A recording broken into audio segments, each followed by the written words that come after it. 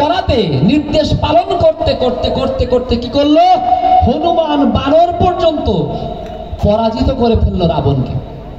নির্দেশ পালন করাতে পঞ্চ পাণ্ডবের মতো হীন দীন অসহায় মানুষ তারা বিশাল শক্তির সবাইকে পরাজিত করল। নির্দেশ পালন করতে হয়, আর তাই ঠাকুরের নির্দেশ পালন করাটা বড্ড দরকার। কেন, কি বলছিলাম, যে তার আত্মার পরমাত্মার লীন হওয়ার কথা। এ কেমন যদি বলেন ভগবান তো শ্রীকৃষ্ণ, একদম ঠিক কথা। তাহলে ছোট্ট একটু কথা শুনে নিন। এই ভগবান শ্রীকৃষ্ণ যখন তার গীতা দিলেন, আমরা জানি গীতা তিনি অর্জুনকে উদ্দেশ্য করে দিলেন বটে, কিন্তু গীতা কার জন্য? সমগ্র মানব জাতির জন্য, ঠিক তো? এই সমগ্র মানব জাতির জন্য গীতা তিনি দিলেন অর্জুনকে। মজার বিষয় হচ্ছে, যখন যুদ্ধ পরিসমাপ্ত হয়েছে, যখন সব কিছু শেষ, সবাই মারা গিয়েছে, কেউ বেঁচে নেই, ওই পঞ্চপাণ্ডবের সন্তানেরাও বেঁচে নেই। আর তখন অর্জুনের খুব মন খারাপ, অর্জুনের অনেক মন খারাপ। অর্জুন বলছে, ভগবান, এত মানুষ মারা গেল আর এত কিছু ঘটলো, আমার খুব খারাপ লাগছে। তাই তুমি আমাকে ওই যুদ্ধের সময় যে কথাগুলো বলেছিলে, যদি ওই কথাগুলো আরেকবার বলো, আমার খুব ভালো লাগবে। অনুশাসন পর্বে পড়ে দেখবেন একটু, মহাভারতটা পড়তে হবে। গীতা কোনো বই না, গীতা মহাভারতের একটা পার্ট। শুধু ওর তত্ত্ব করে আলাদা রকমের বই তৈরি করেছি আমরা। কেন? আমাদের জীবনে ওইটুকু খুব কাজে লাগে। তাই তাহলে অনুশাসন পর্বে আমার শ্রীকৃষ্ণকে অর্জুন আবার বলছেন কি, যে ভগবান, আমার তখন যেমন মন খারাপ ছিল, এখনো আমার মনটা খুব খারাপ। তাই ওই যে জ্ঞানগুলো তুমি যুদ্ধের সময় দিয়েছিলে, তুমি ওই জ্ঞানগুলো যদি আবার বলো, খুব ভালো হয়।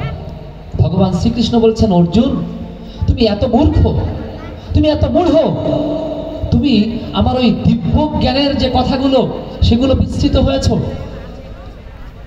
তুমি কি মনে করেছো আমি চাইলেই কি ওই কথা আবার বলতে পারি? অসম্ভব। আমি তো তখন যোগযুক্ত অবস্থায় ছিলাম, তাই আমি তোমাকে ওই কথাগুলো বলতে পেরেছি। আচ্ছা বলেন তো দেখি, শ্রীকৃষ্ণ আবার কার সাথে যোগযুক্ত অবস্থায় ছিল? শ্রীকৃষ্ণ বলছেন, আমি আর তোমাকে ওই গীতার জ্ঞান দিতে পারবো না, কারণ আমি তখন যোগযুক্ত অবস্থায় ছিলাম। আর যোগযুক্ত অবস্থায় আমি যা বলেছি, তার উপর আমার কোনো কন্ট্রোল নেই।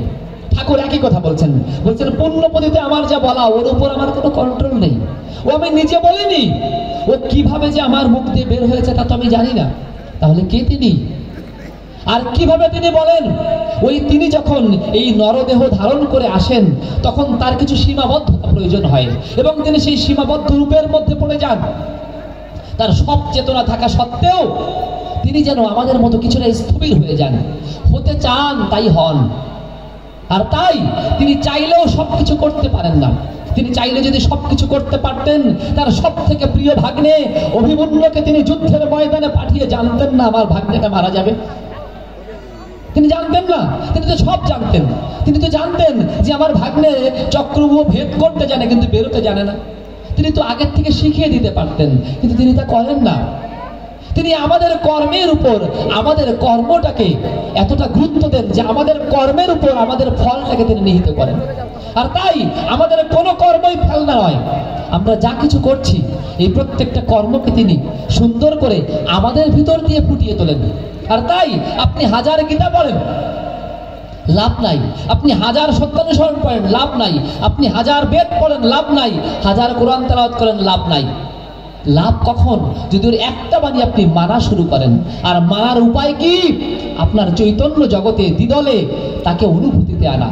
তাই বলছে, দ্বিদলের মৃণালে সোনার মানুষ উজ্জ্বলে, দ্বিদলের মৃণালে সোনার মানুষ উজ্জ্বলে। ওই মানুষগুলোর কৃপা হলে, মানুষগুলোর কৃপা হলে জানতে পারবি, ও মানুষ ভজলে সোনার মানুষ হবি। অর্জুন বলছেন, তাহলে আমি কি পাবো না কিছু?